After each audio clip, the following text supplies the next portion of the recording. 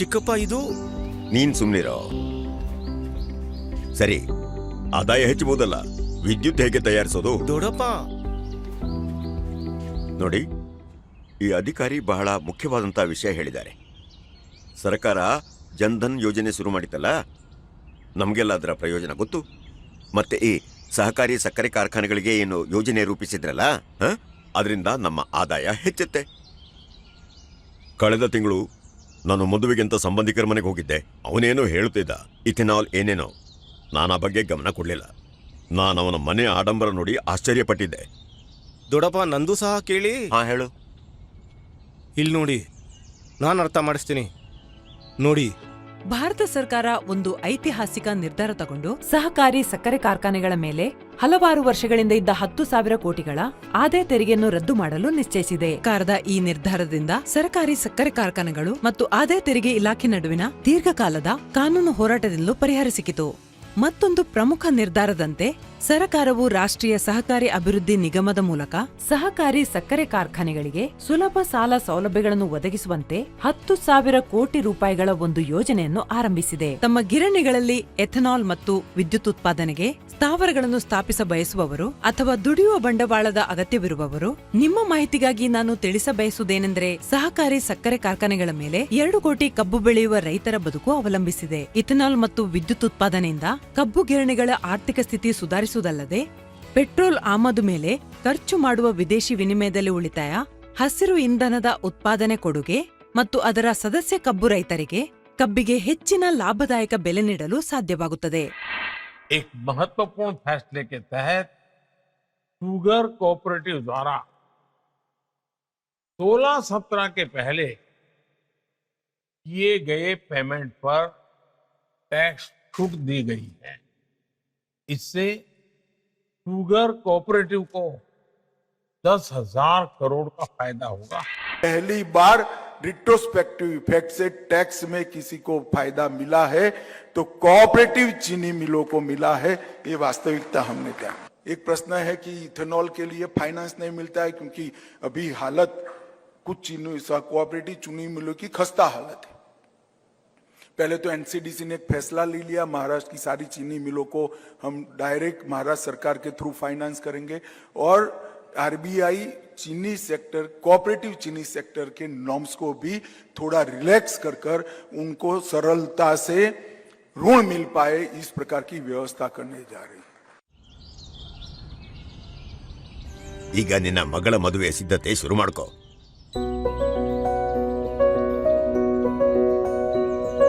ಕಬ್ಬು ರೈತನ ಹೊಸ ಬದುಕು.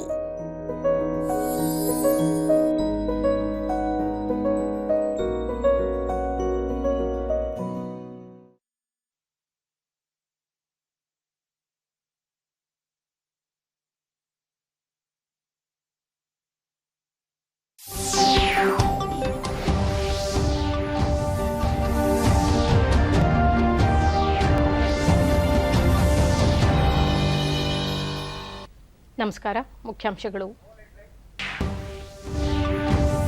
ಛತ್ತೀಸ್ಗಢದಲ್ಲಿಂದು ಉಕ್ಕಿನ ಸ್ಥಾವರಕ್ಕೆ ಪ್ರಧಾನಿ ನರೇಂದ್ರ ಮೋದಿ ಚಾಲನೆ. ಮಧ್ಯಾಹ್ನ ತೆಲಂಗಾಣದಲ್ಲಿ ಥರ್ಮಲ್ ಪವರ್ ಪ್ರಾಜೆಕ್ಟ್ ಲೋಕಾರ್ಪಣೆ. ಬಾಹ್ಯಾಕಾಶ ಸಂಶೋಧನೆಯಲ್ಲಿ ಇಸ್ರೋಗೆ ಮುಂಚೂಣಿ ಸ್ಥಾನ. ವಿಶ್ವದ ಹಲವು ರಾಷ್ಟ್ರಗಳು ದೇಶದ ಪಾಲುದಾರಿಕೆಗೆ ಆಸಕ್ತಿ. ಸಚಿವ ಡಾ ಜಿತೇಂದ್ರ ಸಿಂಗ್. ರಾಜ್ಯದಲ್ಲಿ ಹೂಡಿಕೆ ಹೆಚ್ಚಳಕ್ಕೆ ಆದ್ಯತೆ. ಅಮೆರಿಕದ ಕಂಪನಿಗಳ ಆರ್ಥಿಕ ಸಹಭಾಗಿತ್ವ ಕುರಿತು ಚರ್ಚೆ. ಸಚಿವ ಎಂಬಿ ಪಾಟೀಲ್. ಏಷ್ಯನ್ ಗೇಮ್ಸ್, ಭಾರತದಿಂದ ಮುಂದುವರೆದ ಉತ್ತಮ ಪ್ರದರ್ಶನ. ಇಂದೂ ಸಹ ಹಲವು ಪದಕ ನಿರೀಕ್ಷೆ.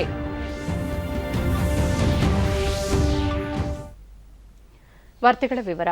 ಪ್ರಧಾನಿ ನರೇಂದ್ರ ಮೋದಿ ಅವರು ಇಂದು ಛತ್ತೀಸ್ಗಢ ಮತ್ತು ತೆಲಂಗಾಣಕ್ಕೆ ಭೇಟಿ ನೀಡಲಿದ್ದು, ವಿವಿಧ ಅಭಿವೃದ್ಧಿ ಕಾರ್ಯಗಳಿಗೆ ಶಂಕುಸ್ಥಾಪನೆ ಮತ್ತು ಚಾಲನೆ ನೀಡಲಿದ್ದಾರೆ. ಛತ್ತೀಸ್ಗಢದ ನಗರ್ನಾರ್ನಲ್ಲಿರುವ ಎನ್ಎಂಡಿಸಿ ಸ್ಟೀಲ್ ಲಿಮಿಟೆಡ್ನ ಉಕ್ಕಿನ ಸ್ಥಾವರ ಸೇರಿದಂತೆ ಬಸ್ತಾರ್ನ ಜಗದಲ್ಪುರದಲ್ಲಿ 26,000 ಕೋಟಿ ರೂಪಾಯಿಗೂ ಅಧಿಕ ಮೌಲ್ಯದ ಬಹು ಅಭಿವೃದ್ಧಿ ಯೋಜನೆಗಳಿಗೆ ಶಂಕುಸ್ಥಾಪನೆ ನೆರವೇರಿಸಲಿದ್ದಾರೆ.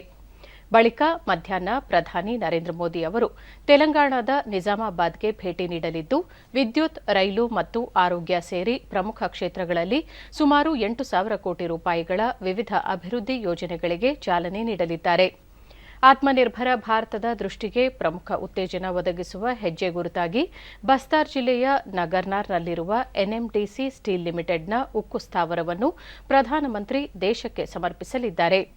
ಉಕ್ಕಿನ ಸ್ಥಾವರವು ಉತ್ತಮ ಗುಣಮಟ್ಟದ ಉಕ್ಕು ಉತ್ಪಾದಿಸುವ ಹಸಿರು ವಲಯದ ಯೋಜನೆಯಾಗಿದೆ. ನಗರ್ನಾರ್ನಲ್ಲಿರುವ ಎನ್ಎಂಡಿಸಿ ಸ್ಟೀಲ್ ಲಿಮಿಟೆಡ್ನ ಉಕ್ಕು ಘಟಕವು ಸಾವಿರಾರು ಜನರಿಗೆ ಉದ್ಯೋಗಾವಕಾಶಗಳನ್ನು ಒದಗಿಸುತ್ತದೆ.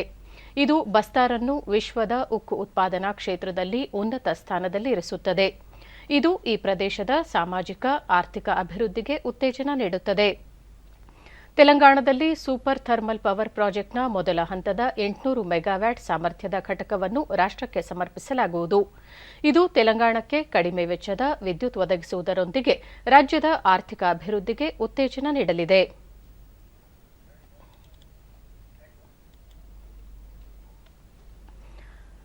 ಅಬುಧಾಬಿ ಅಂತಾರಾಷ್ಟೀಯ ಪೆಟ್ರೋಲಿಯಂ ಪ್ರದರ್ಶನ ಮತ್ತು ಸಮ್ಮೇಳನ 2023 ಅಬುಧಾಬಿ ರಾಷ್ಟೀಯ ಪ್ರದರ್ಶನ ಕೇಂದ್ರದಲ್ಲಿ ಆರಂಭವಾಗಿದೆ.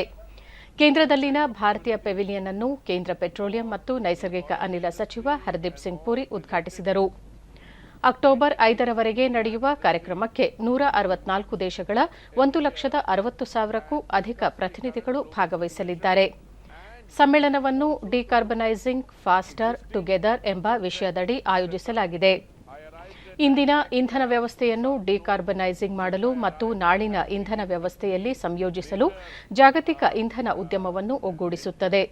ಪ್ರದರ್ಶನವು ಇಂಧನ ಸಂಬಂಧಿತ ತಂತ್ರಜ್ಞಾನ, ನಾವೀನ್ಯತೆ, ಸಹಯೋಗ ಮತ್ತು ಡಿಜಿಟಲೀಕರಣವನ್ನು ಒಳಗೊಂಡಿರುವ ಕಾರ್ಯಕ್ರಮವಾಗಿದೆ.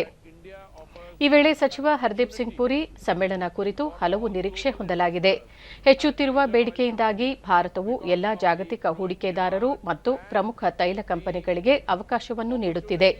ನಾವು ಒಂದು ದಿನದಲ್ಲಿ ಸುಮಾರು 5 ಮಿಲಿಯನ್ ಬ್ಯಾರೆಲ್ ಕಚ್ಚಾ ತೈಲವನ್ನು ಬಳಕೆ ಮಾಡುತ್ತಿದ್ದೇವೆ ಎಂದು ತಿಳಿಸಿದರು. We consume about 5 million barrels of crude oil in a day. Our consumption is going up 3 times the global this thing, and out of the 3.5 million square kilometers of sedimentary area, we have opened it up for investment, particularly 1 million, which used to be a no-go area, is now available to foreign and domestic investors. So India is the real story, and I'll conclude by saying that Western agencies and the International Energy Association has assessed that the global demand between 2020 and 2040, 25% of the global demand will come from India. ಬಾಹ್ಯಾಕಾಶ ಸಂಶೋಧನೆಯಲ್ಲಿ ಭಾರತದ ಸ್ಥಾನಮಾನವು ದಿನದಿಂದ ದಿನಕ್ಕೆ ಬೆಳೆಯುತ್ತಿದ್ದು, ಇಸ್ರೋ ಈಗ ವಿಶ್ವದ ಪ್ರಮುಖ ಬಾಹ್ಯಾಕಾಶ ಸಂಸ್ಥೆ ಎಂದು ಪರಿಗಣಿಸಲಾಗಿದೆ ಎಂದು ಕೇಂದ್ರ ವಿಜ್ಞಾನ ಮತ್ತು ತಂತ್ರಜ್ಞಾನ ರಾಜ್ಯ ಸಚಿವ ಡಾ ಜಿತೇಂದ್ರ ಸಿಂಗ್ ಹೇಳಿದ್ದಾರೆ. ದೆಹಲಿಯಲ್ಲಿ ನಿನ್ನೆ ಇಸ್ರೋ ವಿಜ್ಞಾನಿಗಳನ್ನು ಅಭಿನಂದಿಸಿ ಮಾತನಾಡಿ, ಲಾಭದ ಹೊರತಾಗಿಯೂ ಇಸ್ರೋವನ್ನು ಈಗ ವಿಶ್ವದ ಪ್ರಮುಖ ಬಾಹ್ಯಾಕಾಶ ಸಂಸ್ಥೆ ಎಂದು ಪರಿಗಣಿಸಲಾಗಿದೆ. ಒಂದು ಕಾಲದಲ್ಲಿ ಭಾರತವನ್ನು ಕಡೆಗಣಿಸುತ್ತಿದ್ದ ಅಮೆರಿಕ ಮತ್ತು ರಷ್ಯಾದಂತಹ ದೇಶಗಳು ಈಗ ಪಾಲುದಾರರಾಗಲು ಬಯಸುತ್ತಿವೆ. ಬಾಹ್ಯಾಕಾಶ ಸಂಶೋಧನೆಯನ್ನು ಉತ್ತೇಜಿಸುವಲ್ಲಿ ಪ್ರಧಾನಿ ನರೇಂದ್ರ ಮೋದಿ ಅವರು ಹೆಚ್ಚಿನ ಆದ್ಯತೆ ನೀಡಿದ್ದಾರೆ ಎಂದರು. ವಿಶ್ವದ ಪ್ರತಿಷ್ಠಿತ ಪ್ರಶಸ್ತಿಗಳಲ್ಲಿ ಒಂದಾದ ನೊಬೆಲ್ ಪ್ರಶಸ್ತಿ ಘೋಷಣೆ ಪ್ರಕ್ರಿಯೆ ಆರಂಭವಾಗಿದ್ದು, ಕೊರೋನಾ ಸೋಂಕು ನಿವಾರಣೆ ಲಸಿಕೆ ಅಭಿವೃದ್ಧಿಪಡಿಸಿದ ವಿಜ್ಞಾನಿಗಳಾದ ಪ್ರೊಫೆಸರ್ ಕ್ಯಾಟಲಿನ್ ಕಾರಿಕೋ ಹಾಗೂ ಪ್ರೊಫೆಸರ್ ಡ್ರೂ ವೈಸ್ಮನ್ ಅವರಿಗೆ ಜಂಟಿಯಾಗಿ ವೈದ್ಯಕೀಯ ವಿಭಾಗದ ನೊಬೆಲ್ ಪುರಸ್ಕಾರ ಸಂದಿದೆ. ಎಂಆರ್ಎನ್ಎ ತಂತ್ರಜ್ಞಾನದ ಮೂಲಕ ಪ್ರಾಯೋಗಿಕವಾಗಿ ಲಸಿಕೆ ಅಭಿವೃದ್ಧಿಪಡಿಸಲಾಗಿದ್ದು, ಇದೀಗ ಕ್ಯಾನ್ಸರ್ ಸೇರಿದಂತೆ ವಿವಿಧ ರೋಗಗಳ ಚಿಕಿತ್ಸೆಗೆ ಇದೇ ತಂತ್ರಜ್ಞಾನದ ಬಳಕೆಯ ಬಗ್ಗೆ ಸಂಶೋಧನೆಗಳು ನಡೆಯುತ್ತಿವೆ. ಹಂಗೇರಿಯಾದ ಕಾರಿಕೋ ಮತ್ತು ಅಮೆರಿಕದ ವೈಸ್ಮನ್ ತಮ್ಮ ಸಂಶೋಧನೆಗಾಗಿ ಪ್ರತಿಷ್ಠಿತ ಲಾಸ್ಕರ್ ಪುರಸ್ಕಾರ ಸೇರಿದಂತೆ ಅನೇಕ ಪ್ರಶಸ್ತಿಗಳನ್ನು ಪಡೆದಿದ್ದಾರೆ. ಇತ್ತೀಚಿನ ದಿನಗಳಲ್ಲಿ ಮಾನವನ ಜೀವಕ್ಕೆ ಅತಿದೊಡ್ಡ ಬೆದರಿಕೆಯಾಗಿದ್ದ ಕೋವಿಡ್ ನಿಗ್ರಹಿಸುವಲ್ಲಿ ಲಸಿಕೆಯ ಪಾತ್ರ ಅಪಾರ ಎಂದು ನೊಬೆಲ್ ಪ್ರಶಸ್ತಿ ಪುರಸ್ಕಾರ ಸಮಿತಿ ಹೇಳಿದೆ. ಸಾಂಕ್ರಾಮಿಕದ ಅವಧಿಯಲ್ಲಿ ಎಂಆರ್ಎನ್ಎ ತಂತ್ರಜ್ಞಾನ ಬಳಸಿ ಮಾಡರ್ನಾ ಮತ್ತು ಫೈಜರ್ 2 ಲಸಿಕೆಗಳನ್ನು ಅಭಿವೃದ್ಧಿಪಡಿಸಲಾಗಿತ್ತು. ಅಕ್ಟೋಬರ್ 9ರವರೆಗೆ ಪ್ರಶಸ್ತಿ ಘೋಷಣೆ ಪ್ರಕ್ರಿಯೆ ನಡೆಯಲಿದೆ. ವಿವಿಧ ಕ್ಷೇತ್ರಗಳಲ್ಲಿ ಅಸಾಧಾರಣ ಕೊಡುಗೆ ನೀಡಿರುವ ವ್ಯಕ್ತಿಗಳು ಅಥವಾ ಸಂಸ್ಥೆಗಳನ್ನು ನೊಬೆಲ್ ಪ್ರಶಸ್ತಿ ಮೂಲಕ ಗೌರವಿಸಲಾಗುತ್ತದೆ.